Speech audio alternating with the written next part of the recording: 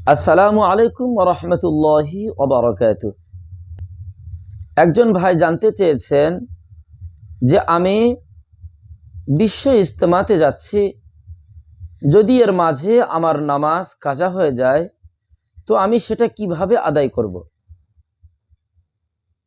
আমার ভাই, আমি এটাই বলবো, যদি আমাদের বিশ্ব ইজতেমাতে যেতে এবং আসতে রাস্তার মধ্যে বা সেখানেই যদি আমার নামাজ কোনো ওয়াক্ত কাজা হয়ে যায়, যদি আমি মুসাফিরের হুকুমে থাকি, তাহলে তো অবশ্যই যখন আমরা এই নামাজ কাজা আদায় করব তখন 4 রাকাত বিশিষ্ট নামাজগুলো ঠিক 2 রাকাতই কাজা পড়ব।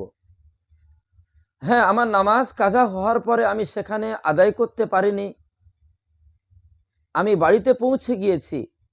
তো বাড়িতে পৌঁছানোর পরে আমরা সেই মুসাফির অবস্থার কয়েকত নামাজগুলো আমরা বাড়িতে আসার পরে কসর কাজা পড়ব।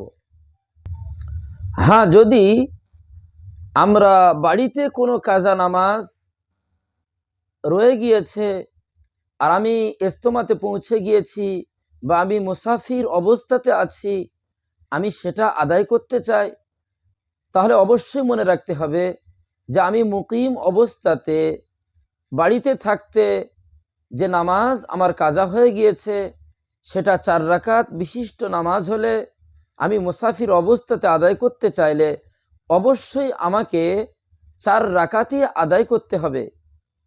আমার এই নামাজের কসর করলে চলবে না।